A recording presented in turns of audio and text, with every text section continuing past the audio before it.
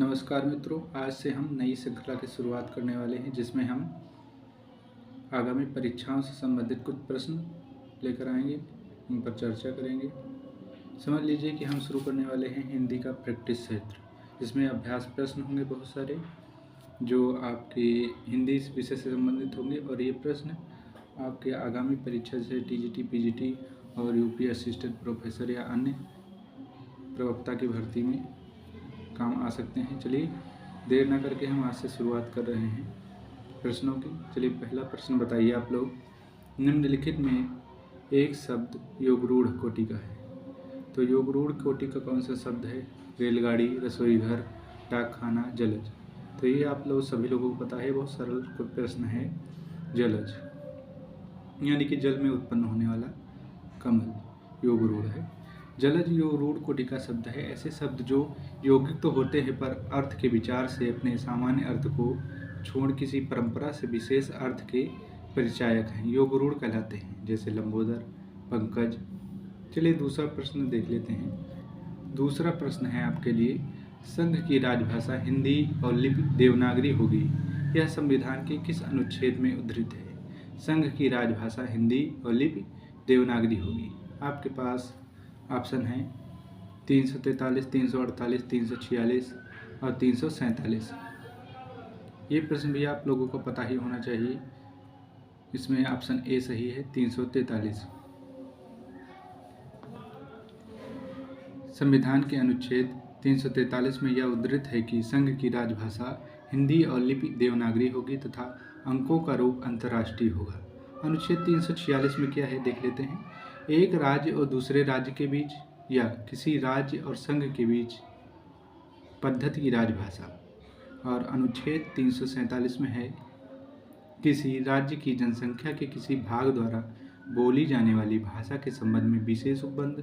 और अनुच्छेद 348, ये जो अनुच्छेद 348 है उच्चतम न्यायालय और उच्च न्यायालयों में और अधिनियमों, विधेयकों आदि के लिए प्रयोग की जाने वाली भाषा से संबंधित है। चलिए अब अगले प्रश्न पर बात कर लेते हैं।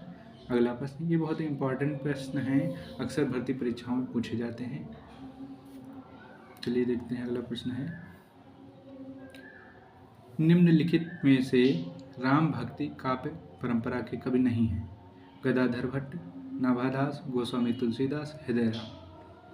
वो आपको यहाँ पर बताना है कौन राम भक्ति काव्य परंपरा से नहीं है। चलिए बताइए। तो यहाँ पर आपका सही उत्तर है ऑप्शन ए, गदाधर भट्ट। गदाधर भट्ट जो हैं ये राम भक्ति परंपरा के नहीं हैं। गदाधर भट्ट कृष्ण भक्ति परंपरा के गौड़ीय संप्रदाय के कवि हैं। यह रघुनाथ भट्ट गोस्वामी के शिष्य तथा भागवत के अद्वितीय वक्ता थे, जबकि गोस्वामी तुलसीदास, नाभादास, हृदयराम राम भक्ति परंपरा के कवि थे। चलिए अगला प्रश्न देख लेते हैं। अब अगला प्रश्न है आपके पास, इनमें से किसने अपने हिंदी साहित्य इतिहास में आदिकाल को संधिकाल तथा चारण काल नामक दो उपशीर्षकों में विभाजित किया है? यानी कि आदिकाल को संधिकाल, चारण काल किसने कहा, आपको बताना है। ऑप्शन है आपके पास रमाशंकर शुक्ल, रसाल, रामखिलावन पांडे, रामकुमार वर्मा और गणपति चंद्रगुप्त। तो आदिकाल को संधिकाल तथा चारण काल रामकुमार वर्मा ने कहा है, आप लोगों को पता ही होगा। चलिए व्याख्या देख लेते हैं क्या है। इसकी व्याख्या है, डॉक्टर रामकुमार वर्मा ने अपने हिंदी साहित्य इतिहास में आदिकाल को संधिकाल तथा चारण काल नामक दो उपशीर्षकों में विभाजित किया है। डॉक्टर रामकुमार वर्मा को आधुनिक हिंदी एकांकी का जन्मदाता कहा जाता है। यानी कि आधुनिक हिंदी एकांकी का जन्मदाता किसे कहा जाता है? तो डॉक्टर रामकुमार वर्मा को कहा जाता है। चलिए देख लेते हैं प्रमुख इतिहास ग्रंथ। जैसे रामकुमार वर्मा ने लिखा है हिंदी साहित्य का आलोचनात्मक इतिहास, डॉक्टर रामखिलावन पांडे ने लिखा है हिंदी साहित्य का नया इतिहास, और रमाशंकर शुक्ल रसाल ने लिखा है हिंदी साहित्य का इतिहास, गणपति चंद्रगुप्त ने लिखा है हिंदी साहित्य का वैज्ञानिक इतिहास। तो आपसे पूछा जा सकता है कि हिंदी साहित्य का वैज्ञानिक इतिहास किसने लिखा है? तो हिंदी साहित्य का वैज्ञानिक इतिहास लिखा है गणपति चंद्रगुप्त ने।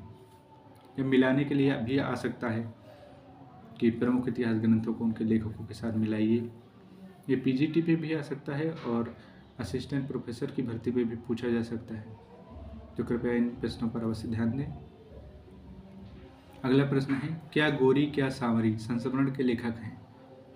ये प्रश्न जो हम करा रहे हैं, ये प्रश्न उत्तर प्रदेश लोक सेवा आयोग परीक्षा 2021 में पूछे गए प्रश्न हैं। ठीक है, राजकीय डिग्री कॉलेज प्रवक्ता की भर्ती हुई थी, उसमें प्रश्न आए थे। चलिए दिखा देते हैं आपको कौन सा प्रैक्टिस सेट हम कर रहे हैं।